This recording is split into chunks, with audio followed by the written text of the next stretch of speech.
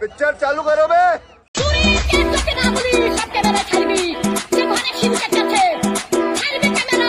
আপনাদের সকলকে ঈদ মোবারক। আমি ঈদ মোবারকেও যাই, আমি ইফতার নিজে করি এবং রোজাতেও যাই, ইফতারেও যাই, ঈদেও যাই।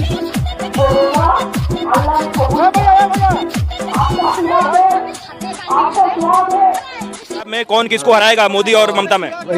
ममता हारेगी या मोदी जीतेंगे यार? क्या कितने साल तक कुछ नहीं करी कुछ किया ही नहीं, कुछ की नहीं की। हाँ कह रही थी कि एक समुदाय को छोड़ देंगे तो तुम लोगों को 1 मिनट में खत्म कर देगा। बोली होगी, लेकिन हाँ ऐसा नहीं होगा। तैयार नहीं है खत्म करने? नहीं हम लोग नहीं तैयार, हम लोग नहीं तैयार। 26 का चुनाव में जिस तरह से दीदी का सरकार भ्रष्टाचार और चोरी चमारी रेती का जिस तरह से हम लोग घपला किया हुआ है, तो मुर्शिदाबाद डिस्ट्रिक्ट के अंदर एक भी सीट उनको मिलने वाला है नहीं है।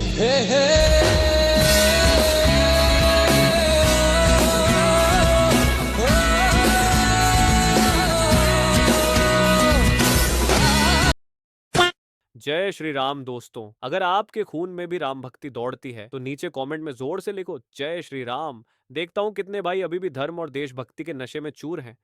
अब देखो भाई, चैनल का नाम तो सस्ते नशे है, लेकिन यहाँ नशा सिर्फ 2 चीजों का मिलता है, ज्ञान का और मनोरंजन का। तो आ जाओ इस मस्त सफर में जहाँ दिमाग खुलेगा, हंसी रुकेगी नहीं, और हाँ, जिसने वीडियो लाइक और चैनल सब्सक्राइब नहीं किया वो अगली बार महंगे नशे की दुनिया में भटकता नजर आएगा। चलो वीडियो शुरू करते हैं। जय श्री राम।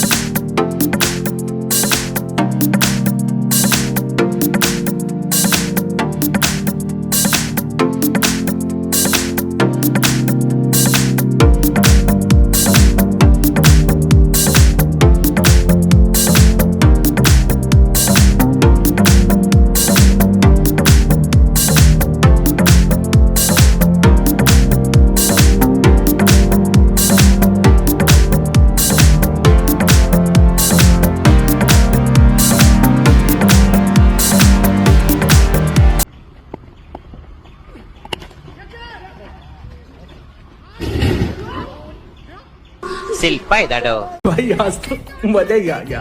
ये खेड़ा को ना हेमंता मामा ने जो पेड़ा खिलाया है, आहा, पवन खेड़ा को मैं पवन पेड़ा बना।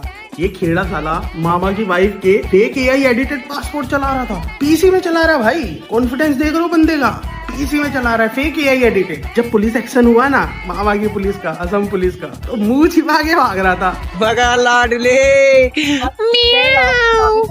अब ये बैडी सकल की जो मोटी है रेंटिंग गोला वो भी भाई same fake AI edited passport चला रही है वीडियो में। अब मुझे लगता है एक आध पुलिस एक्शन असम वाला तो इसमें भी बनता है भाई, इसे भी मुंह छिपा के भागना पड़ेगा। भाई ये मुंह छिपाएगी कैसे? इसके लिए ना छोटा मोटा कपड़ा काम नहीं आएगा, पूरा टेंट लगेगा इसका मुंह छिपाने के लिए। भागेगी कैसे मोटी? मुझे नहीं लगता ये भाग पाएगी। इस रील में ना मामा को इतना टैग कर दो कि एक आध असम पुलिस का पुलिस एक्शन इस पे भी हो जाए भाई, मजा आ जाएगा। আমি কিন্তু একটা ব্রিজ করে দিচ্ছি জানেন তো, 1100 কোটি টাকা খরচ করে কালনা থেকে শান্তিপুর 15 মিনিটে পৌঁছে যাবেন।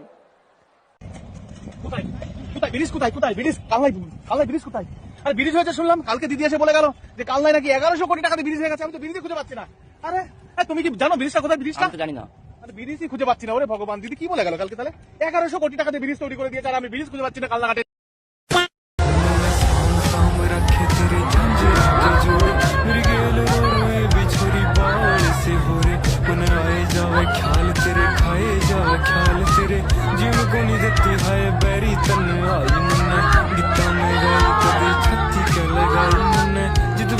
लगाते हैं और उस घर में आग लगा देते हैं। उस घर में एक महिला अपने 2 बच्चों के साथ जलकर मर जाती है और ये घटना घर के 2 सदस्य बाहर दूर खड़े होकर देख रहे थे, उस महिला का पति और उसका छोटा बेटा।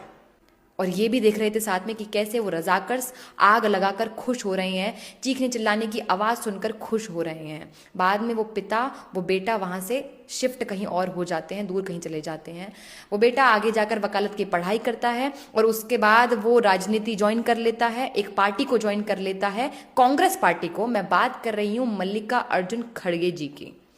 और आज आप समय का चक्र देखिए, वही मल्लिका अर्जुन खड़े होकर मंच से संघ और बीजेपी को गाली दे रहे हैं, बिना ये याद किए कि आरएसएस का कितना बड़ा रोल रहा है हैदराबाद की आजादी में। हैदराबाद के सत्याग्रह में संघ के लोग पार्टिसिपेट करते हैं, लोगों को जागृत करने का प्रयास करते हैं, हैदराबाद के निजाम के खिलाफ खड़े होने की बात करते हैं, हैदराबाद को भारत में मिलाने का प्रयास करते हैं।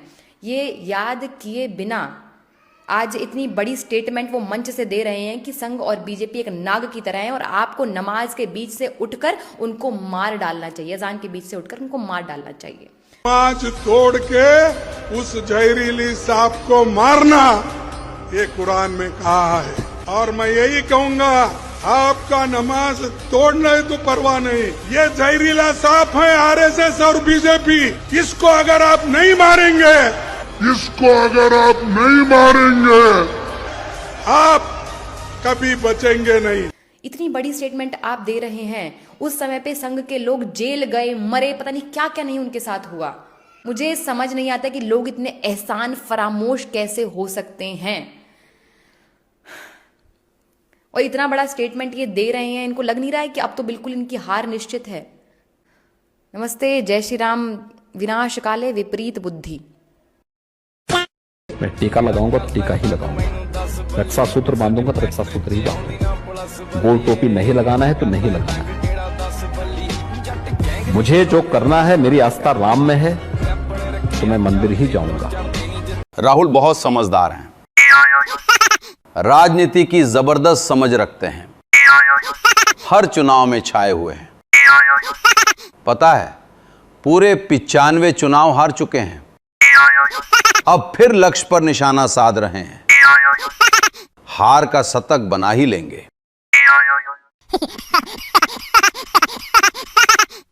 क्यों, अब तो विदेश जाएंगे ना राजकुमार। मोदी जी ने भी कह दिया है, शतक बना लो राजकुमार। होए होए, यहाँ के हम हैं हार कुमार, यहाँ के हम हैं हार कुमार।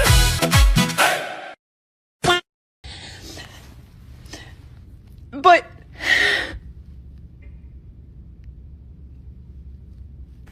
तो मालूम होना चाहिए, अभी कुछ ही दिन पहले जो काली पूजा हुआ, दुर्गा पूजा हुआ, सरस्वती पूजा हुआ, वहाँ हमारे मुख्यमंत्री जो कि ब्राह्मण के लड़की है ममता बनर्जी, वो जब दुर्गा पूजा काली पूजा उद्घाटन के लिए जाता है, बाया हाथ से फूल लेके ऐसा मारता है, वो कबर दे रहा है।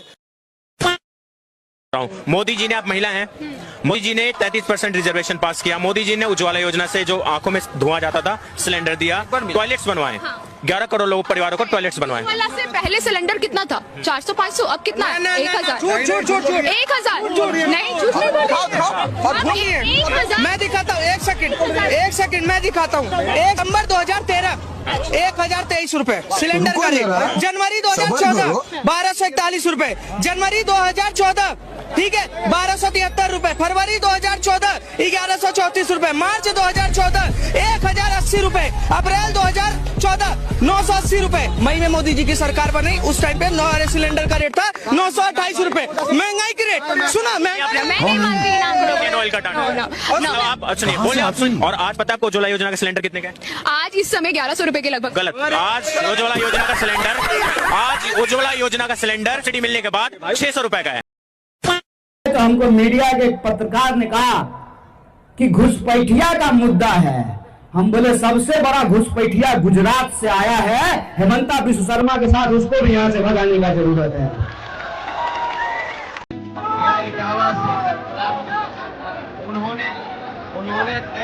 अंकल उसी गोद में बैठी, गोदी में नीचे उतर।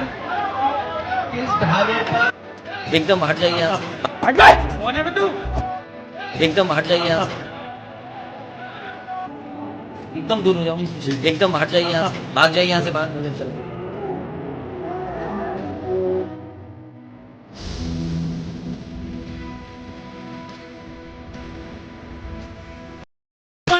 वेस्ट बंगाल एसआईआर में 63% हिंदू और 34% मुस्लिम के नाम कटे और सोशल मीडिया पर कहा जा रहा है कि ममता ने खेला कर दिया है।